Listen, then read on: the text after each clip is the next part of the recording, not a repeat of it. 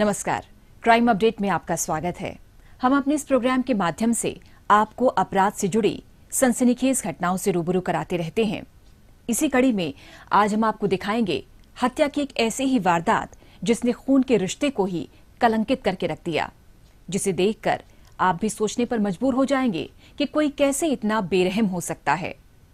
क्या है इंसानियत को झकझोर कर रख देने वाली ये सनसनीखेज घटना? जानने के लिए आइए देखते हैं हमारी ये विशेष रिपोर्ट।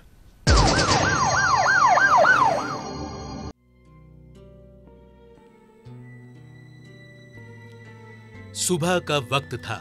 उत्तर पूर्वी जिले के गोकुलपुरी क्षेत्र में अभी चहल पहल शुरू ही हुई थी कि वहां पास स्थित एक सुनसान इलाके में एक युवक की लाश मिलने से इलाके में सनसनी फैल गई। लोगों में इस बात को लेकर उत्तेजना फैल गई कि आखिर कौन है ये शख्स, किसने की होगी इसकी हत्या और क्या रहा होगा हत्या का मकसद। इसी दौरान मौके पर मौजूद किसी शख्स ने पुलिस को फोन कर इस वारदात की सूचना दे दी। सूचना मिलते ही फौरन एक पुलिस टीम मौका वारदात पर पहुंच गई और तफ्तीश में जुट गई। मृतक देखने में करीब 25 से 30 वर्ष तक की उम्र का प्रतीत हो रहा था। लाश को देखकर ऐसा लग रहा था कि किसी ने बड़ी ही बेरहमी से गला घोंटकर उसकी हत्या की है। पुलिस ने मृतक की शिनाख्त के लिए उसकी तलाशी ली, लेकिन उन्हें ऐसी कोई भी चीज बरामद नहीं हुई जिससे उसकी पहचान हो सके। पुलिस को हत्या का मकसद समझ में नहीं आ रहा था। इलाके में लाश मिलने की खबर फैलते ही वहां पर भीड़ जुटनी शुरू हो गई। वहां इकट्ठा हुए लोगों से तफ्तीश के दौरान उनमें से एक शख्स ने उस युवक की पहचान मुस्तफाबाद में रहने वाले एक युवक सलीम के रूप में की। युवक की पहचान हो जाना पुलिस के लिए काफी राहत की बात थी, लेकिन पुलिस के सामने अब भी यह बड़ा सवाल था कि आखिर कौन है हत्यारा और क्या रहा होगा हत्या के पीछे का मकसद।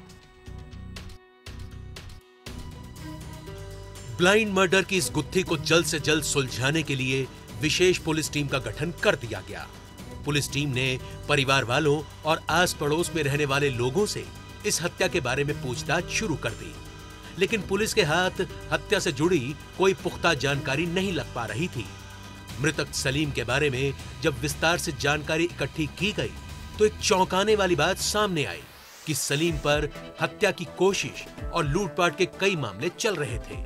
इससे पुलिस के सामने ये सवाल भी उठने लगा कि कहीं आपसी रंजिश की वजह से तो किसी ने उसकी हत्या नहीं की। अभी पुलिस इस दिशा में कार्य कर ही रही थी कि पुलिस के हाथ ये महत्वपूर्ण सूचना लगी कि मृतक सलीम को आखिरी बार मनीष नाम के एक शख्स के साथ देखा गया था, जिसके यहां सलीम गाड़ी चलाने का काम किया करता था। पुलिस के लिए सूचना काफी अहम थी, इसलिए फौरन संदिग्ध युवक मनीष को पूछताछ के लिए हिरासत में ले लिया गया। शुरुआती पूछताछ के दौरान मनीष ने सलीम की हत्या के बारे में कोई भी जानकारी और उसमें अपना हाथ होने से इनकार किया और हत्या के बारे में गोलमोल बातें करने लगा। लेकिन जब पुलिस ने उसके सामने एक एक करके इस हत्याकांड से जुड़ी कड़ियां जोड़नी शुरू की और हत्या वाले दिन उसके सलीम के साथ मौजूद होने के सबूत दिए तो वो टूट गया और फिर वो एक एक कर हत्या से जुड़े सारे राज उगलने लगा। पूछताछ में मनीष ने जो कुछ बताया उसे सुनकर पुलिस भी भौचक्की रह गई, क्योंकि सलीम की हत्या किसी और ने नहीं बल्कि उसकी अपनी सगी बहन शमा ने ही करवाई थी। आरोपी मनीष से की गई पूछताछ के बाद हत्या की साजिश में शामिल मृतक की बहन शमा और कॉन्ट्रैक्ट किलर शकील को भी गिरफ्तार कर लिया गया। इनके पकड़े जाने से हत्या से जुड़ी अनेक कड़ियां आपस में जुड़ने लगी। मनीष ने पुलिस को बताया कि वो और सलीम अच्छे दोस्त थे और वो अक्सर सलीम के घर जाया करता था। इसी बीच उसकी और सलीम की बहन शमा के बीच नजदीकियां बढ़ गई, लेकिन सलीम को शमा और मनीष के बीच ये रिश्ता पसंद नहीं था। इस बात को लेकर सलीम और मनीष के बीच कई बार काफी कहासुनी भी हो चुकी थी और शमा के साथ भी उसका इस बात को लेकर अक्सर झगड़ा होता रहता था और वो शमा को मनीष से दूर रहने की चेतावनी देता रहता था। रोज रोज के झगड़ों और अपनी बेइज्जती से शमा के मन में अपने भाई सलीम के प्रति काफी गुस्सा भर गया था और वो जल्द से जल्द इस कलह से छुटकारा पाना चाहती थी। और एक दिन उसने अपने प्रेमी मनीष के साथ मिलकर अपने भाई सलीम को अपने रास्ते से हटाने की घिनौनी योजना बना डाली। सलीम को रास्ते से हटाने के मकसद से मनीष और शमा ने मिलकर एक भाड़े का हत्यारा हायर किया और फिर एक सोची समझी साजिश के तहत मनीष ने सलीम को सभी गिले शिकवे भुलाने को कहा और उसे अपने एक भतीजे के जन्मदिन पर शराब पीने की दावत दी। सलीम उसके इस झांसे में आ गया और उसके साथ शराब की दावत में शामिल होने के लिए राजी हो गया। योजना के मुताबिक हत्या वाले दिन इन सभी ने एक जगह बैठकर काफी शराब पी।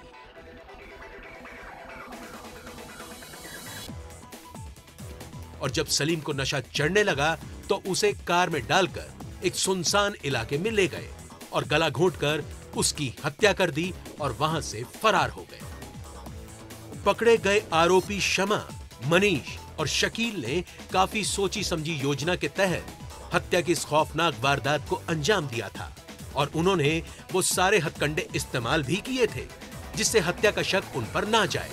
लेकिन वो भूल गए कि अपराधी चाहे कितना भी शातिर क्यों ना हो, वो अपने पीछे कुछ ऐसे सुराग छोड़ जाता है जो उसे पहुंचा देते हैं सलाखों के पीछे। और कुछ ऐसा ही हुआ इन आरोपियों के साथ भी। और अब वक्त है पिछले दिनों सुर्खियों में रही कुछ खास खबरों पर एक नजर डालने का। लेकिन पहले दिल्ली पुलिस द्वारा जारी ये महत्वपूर्ण संदेश। ठहरिए, किसी भी लावारिस वस्तु या वाहन को हाथ न लगाएं। ये बम भी हो सकता है।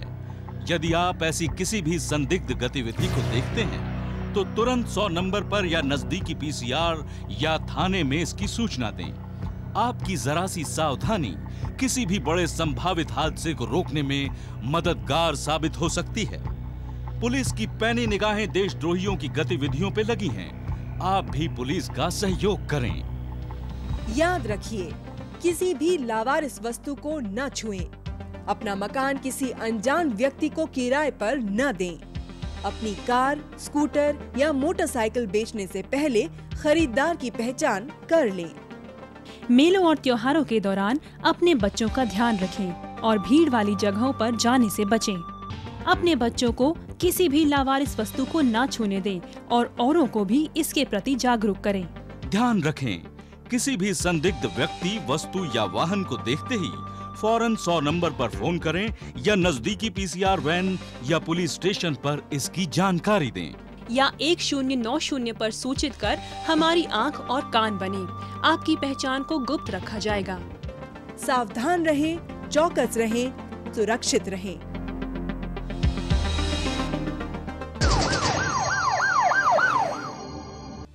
दिल्ली पुलिस की साइबर क्राइम यूनिट ने फर्जी अश्लील वीडियो भेजकर लोगों से उगाही करने वाले गिरोह का भंडाफोड़ करते हुए 6 आरोपियों को गिरफ्तार किया है। पकड़े गए गिरोह के सदस्य लड़कियों की फर्जी प्रोफाइल बनाकर लोगों से वीडियो कॉल और चैटिंग कर दोस्ती करते थे। बाद में इन्हीं वीडियो को एडिट कर अश्लील वीडियो तैयार कर लेते थे और फिर लोगों को ब्लैकमेल करते थे। ब्लैकमेलिंग के जरिए ये गिरोह अब तक 40 से अधिक लोगों से 25 लाख से ज्यादा रुपए ऐंठ चुका है। पुलिस की तफ्तीश और टेक्निकल सर्विलांस में ये बात सामने आई कि यह गिरोह राजस्थान के भरतपुर में अपनी गतिविधियों को अंजाम दे रहा है। इस आधार पर पुलिस ने वहां दबिश दी और इन्हें धर दबोचा। ये ऑनलाइन फेक प्रोफाइल बनाकर, अट्रैक्टिव इंडिविजुअल्स की फेक प्रोफाइल बनाकर विक्टिम्स को टारगेट करते थे।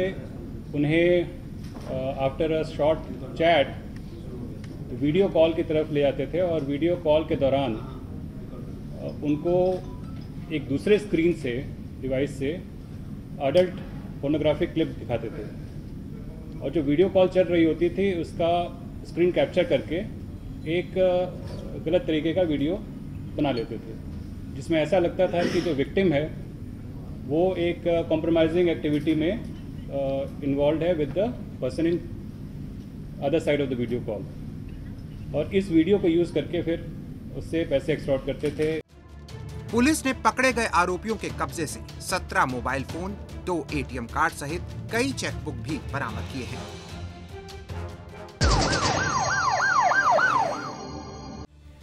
दिल्ली पुलिस की आर्थिक अपराध शाखा ने 2 करोड़ 63 लाख रुपए के फर्जीवाड़े में शामिल बैंक ऑफ इंडिया के पूर्व वरिष्ठ प्रबंधक रामपत सिंह और अमित कुमार जांगड़ा को गिरफ्तार किया है। रामपत बैंकिंग के क्षेत्र में काम करने की वजह से इसकी कार्यप्रणाली से अच्छी तरह वाकिफ था। धोखाधड़ी करने के लिए बैंक अधिकारी रामपत ने सबसे पहले अपने परिचित अमित कुमार जांगड़ा के साथ मिलकर मनी ट्रेडर्स कंपनी के नाम से फर्जी फर्म बनाई। साथ ही उसका खाता बैंक की नजफगढ़ शाखा में खुलवा दिया। बाद में अपने पद का गलत इस्तेमाल कर उस खाते की कैश क्रेडिट की सीमा 30 लाख रुपए तक बढ़ा दी और बाद में फर्जी चेक द्वारा बैंक के अन्य ग्राहकों के रुपए उसमें ट्रांसफर कर सारे पैसे हड़प लिए। बैंक अधिकारियों को जब इस ठगी का पता चला तो उन्होंने इसकी शिकायत पुलिस में कर दी। पुलिस ने सघन जांच पड़ताल के बाद इन दोनों आरोपियों को गिरफ्तार कर लिया।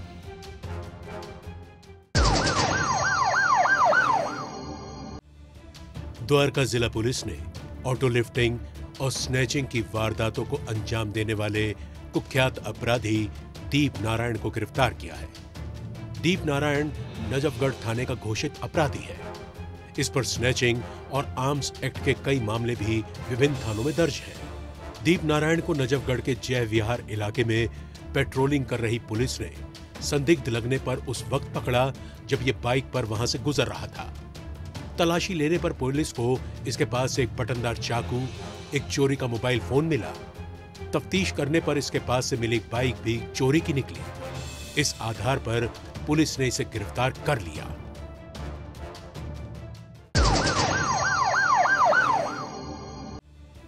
दक्षिण पूर्वी जिला पुलिस ने ऑटो लिफ्टर मोहम्मद तारिक को गिरफ्तार किया है। तारिक नशे का आदी है। नशे की जरूरतों को पूरा करने के लिए ये ऑटो लिफ्टिंग की वारदातों को अंजाम देता था। पुलिस को बाइक चोरी की सूचना मिली थी, जिस पर सभी पुलिस स्टाफ को बाइक से संबंधित संदेश भेजा गया।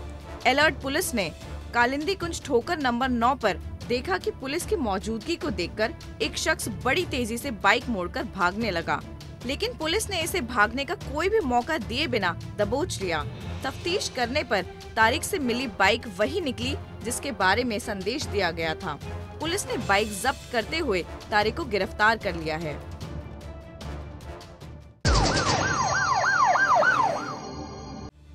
पूर्वी जिला पुलिस ने दिल्ली एनसीआर में एक के बाद एक कई स्नैचिंग की वारदातों को अंजाम देकर सनसनी फैलाने वाले 2 झपटमार रोशन कुमार और अभिनय को गिरफ्तार किया है। आरोपी मौका मिलने पर राह चलते किसी भी व्यक्ति का मोबाइल फोन छीनकर फरार हो जाते थे। खास बात यह है कि आरोपी झपटे गए मोबाइल फोन को नोएडा स्थित एक नामी ई-कॉमर्स कंपनी को बेच देते थे। ये कंपनी पुराने फोन खरीदने और बेचने का काम करती है। पुलिस को गुप्त सूचना मिली थी कि हरियाणा नंबर की बाइक द्वारा छीना झपटी की वारदातों को अंजाम दिया जा रहा है। इसी आधार पर पुलिस ने इन आरोपियों को ट्रैक कर धर दबोचा। पुलिस ने आरोपियों के कब्जे से स्नैच किए गए 5 मोबाइल फोन सहित एक बाइक भी बरामद कर ली है।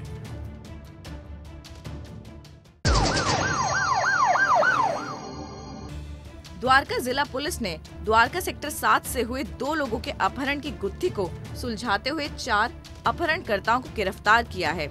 आरोपियों ने पालम स्थित गेस्ट हाउस में ठहरे 3 लोगों का उस वक्त अपहरण कर लिया था जब ये पास के ही किसी रेस्टोरेंट में खाना खाने के लिए निकले थे। अपहरणकर्ताओं ने पहले फोन कर इन्हें बातचीत के लिए बुलाया और जबरन अपनी गाड़ी में बैठाकर ले गए। साथ ही मारपीट कर इनसे पैसों की डिमांड भी की, लेकिन इसी बीच इनके चंबुल से निकल भागे एक शख्स ने इसकी रिपोर्ट पुलिस में कर दी। पुलिस ने पीड़ित द्वारा बताए गए मोबाइल नंबर और गाड़ी के रजिस्ट्रेशन के आधार पर तफ्तीश की। जांच पड़ताल और टेक्निकल सर्विलांस में पुलिस ने आरोपियों की लोकेशन को हरियाणा के नीलोखेरी करनाम की एक गेस्ट हाउस में ट्रेस किया। पुलिस ने वहां दबिश दी और अपहरणकर्ताओं को गिरफ्तार करते हुए दोनों अपहृत को सकुशल छुड़ा लिया।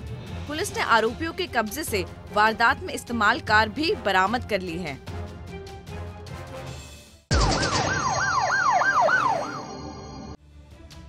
दिल्ली पुलिस की आर्थिक अपराध शाखा ने धोखाधड़ी के आरोप में फरार चल रहे पति पत्नी को गिरफ्तार किया है। पकड़े गए आरोपी ने अपनी पत्नी के साथ मिलकर अपने माता पिता को ही चूना लगाने की साजिश रची थी। जानकारी के मुताबिक आरोपी अपने माता पिता को आवेदक दर्शाकर और उनके जाली हस्ताक्षर करके बैंक से करोड़ों रुपए का लोन ले चुके थे। पोल खुलने पर यह अपनी पत्नी के साथ फरार हो गया था। इसी के मद्देनजर पीड़ित ने इसकी शिकायत आर्थिक अपराध शाखा में दर्ज कराई थी। इसी आधार पर जांच पड़ताल में जुटी पुलिस टीम ने ताबड़तोड़ छापेमारी की और दोनों आरोपियों को पंजाब के लुधियाना के घर से धर दबोचा।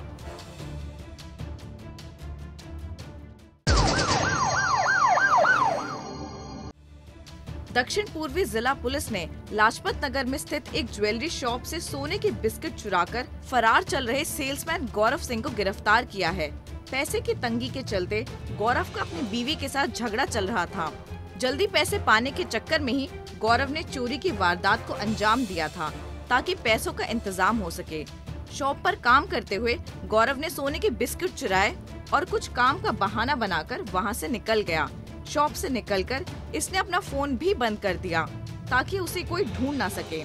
दुकान मालिक की तरफ से शिकायत मिलने पर पुलिस ने ह्यूमन इंटेलिजेंस और टेक्निकल सर्विलांस की मदद से उसकी लोकेशन को कोटला मुबारकपुर स्थित उसके घर पर ट्रेस किया और वहां दबिश देकर इसे दबोचा। पुलिस ने गौरव के कब्जे से चोरी किए 4 सोने के बिस्कुट भी बरामद कर लिए हैं।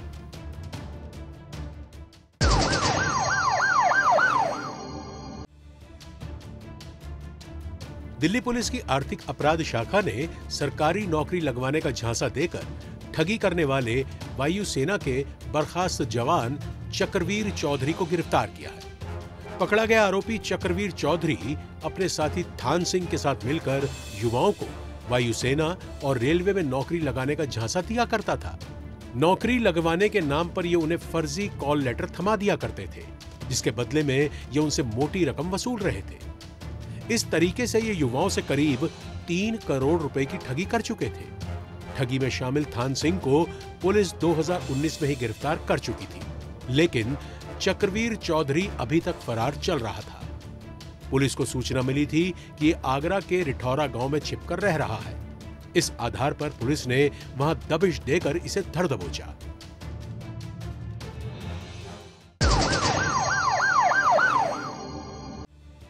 उत्तर पूर्वी जिला पुलिस ने शिव विहार इलाके में स्थित एक इलेक्ट्रॉनिक शॉप में हुई चोरी की गुत्थी को सुलझाते हुए आरोपी फहीम और इससे चोरी का सामान खरीदने वाले इसरार और सद्दाम को गिरफ्तार किया है।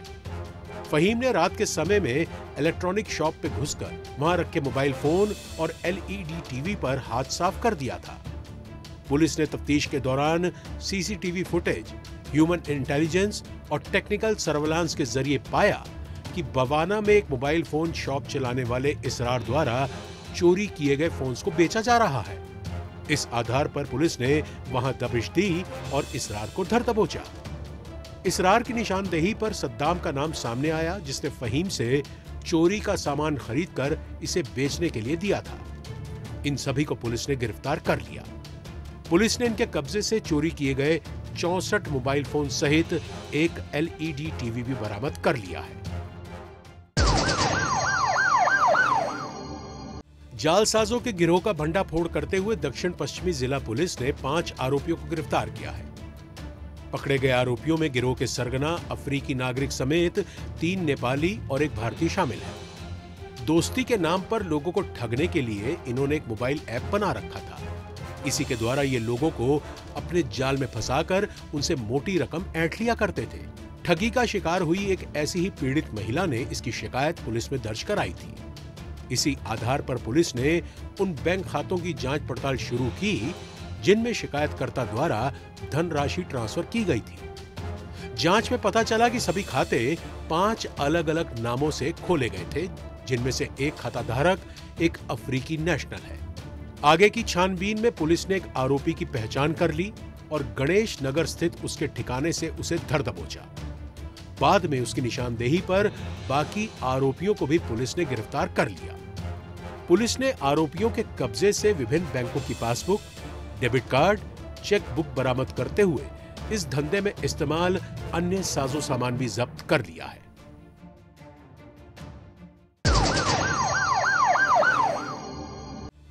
द्वारका जिला पुलिस ने 3 शातिर लुटेरों युधिष्ठर, दिनेश और इंद्रजीत को गिरफ्तार किया है। गौरतलब है कि आरोपी युधिष्ठर पेशे से वकील है और साकेत कोर्ट में प्रैक्टिस करता है। लॉकडाउन के दौरान खराब हुई आर्थिक स्थिति और अपनी शराब की लत के चलते ये अपने साथियों के साथ मिलकर लूटपाट की वारदात को अंजाम देने लगा। इनका शिकार बने एक टैक्सी ड्राइवर ने अपने साथ हुई लूटपाट की शिकायत पुलिस में दर्ज कराई थी। इसी आधार पर छानबीन में जुटी पुलिस ने टेक्निकल सर्वेलांस की मदद से एक आरोपी को उसके छिपने के ठिकाने से धर दबोचा। बाद में उसकी निशानदेही पर अन्य 2 आरोपियों को भी पुलिस ने गिरफ्तार कर लिया।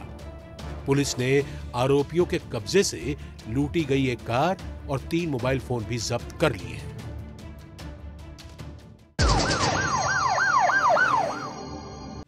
शराब तस्करी का भंडाफोड़ करते हुए दक्षिण पूर्वी जिला पुलिस और पीसीआर की टीमों ने 2 अलग-अलग घटनाओं में 3 तस्करों को गिरफ्तार किया है। पकड़े गए आरोपी फरीदाबाद से अवैध रूप से शराब लाकर उसे दिल्ली के अलग-अलग हिस्सों में सप्लाई किया करते थे। पुल प्रहलादपुर क्षेत्र में पिकेट लगाकर चेकिंग कर रही पुलिस ने संदिग्ध अवस्था में आ रहे एक रिक्शे को रोकने का इशारा किया। इसके बावजूद रिक्शा चालक भागने लगा, लेकिन पुलिस ने फुर्ती दिखाते हुए उसे गिरफ्तार कर लिया। इसी प्रकार इलाके में गश्त कर रही पीसीआर वैन ने संदिग्ध स्थिति में आ रही एक कार को रोका और जांच पड़ताल कर 2 आरोपियों को धर दबोचा। पुलिस ने आरोपियों के कब्जे से अवैध शराब की करीब 4000 बोतलें बरामद करते हुए एक कार और एक रिक्शा जब्त कर लिया है।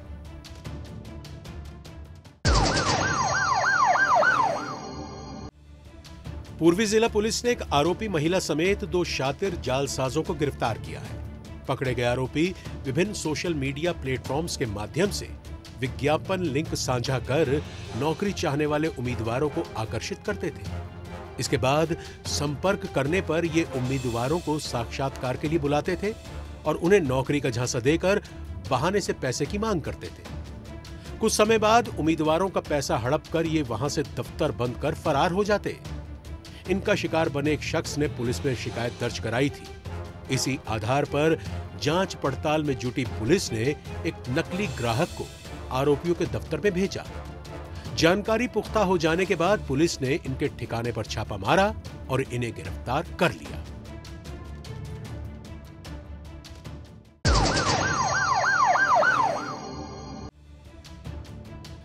दिल्ली पुलिस की स्पेशल सेल ने कुख्यात गैंगस्टर अताउर रहमान उर्फ सोहेल को एक मुठभेड़ के बाद गिरफ्तार करने में कामयाबी हासिल की है।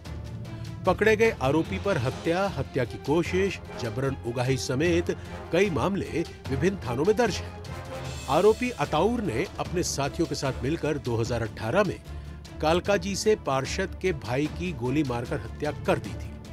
इस मामले में बेल मिलने पर यह फरार हो गया था। लंबे समय से पुलिस इसकी तलाश में थी। पुलिस को गुप्त सूचना मिली थी कि अताउर रहमान छतरपुर पहाड़ी पर बाइक के जरिए आने वाला है। इस आधार पर पुलिस ने वहां अपना जाल बिछा दिया। रुकने का इशारा करने पर इसने पिस्तौल निकाल ली और पुलिस पर फायर कर दिया। मुठभेड़ के दौरान इसके घायल होने पर इसे धर दबोचा गया। पुलिस ने इसके पास से मुठभेड़ में इस्तेमाल पिस्तौल भी जब्त कर ली है।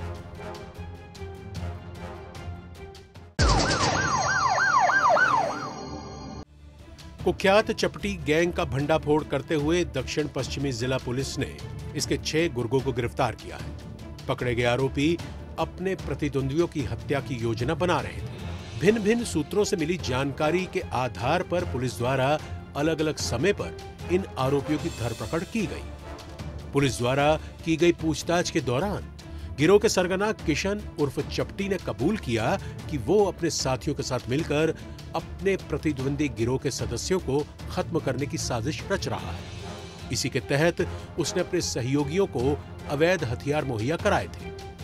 हथियार बनाए जा सके इसके लिए चोरी की कार द्वारा दिल्ली से अमरोहा कच्चा माल भी ले जाता था। पुलिस ने आरोपियों के कब्जे से 6 देसी पिस्तौल, 12 जिंदा कारतूस और फर्जी नंबर प्लेट समेत चोरी की एक कार भी जब्त कर ली है।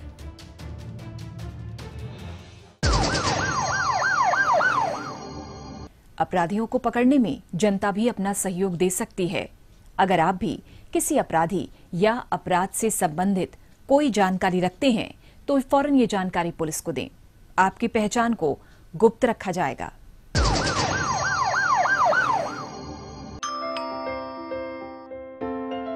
बेटा, आपकी मम्मी ने मुझे आपके पास रुकने के लिए बोला है। जब भी घर पे अकेले रहोगे, कोई भी आए दरवाजा बिल्कुल मत खोलना। हेलो मम्मा, क्या आपने आपकी सतर्कता बेटी के जीवन का वरदान है। खुद संभलें और अपनों को संभालें। आज के इस कार्यक्रम में बस इतना ही। अगले हफ्ते कुछ ताजा तरीन खबरों के साथ फिर होगी मुलाकात। तब तक के लिए दीजिए इजाजत। नमस्कार।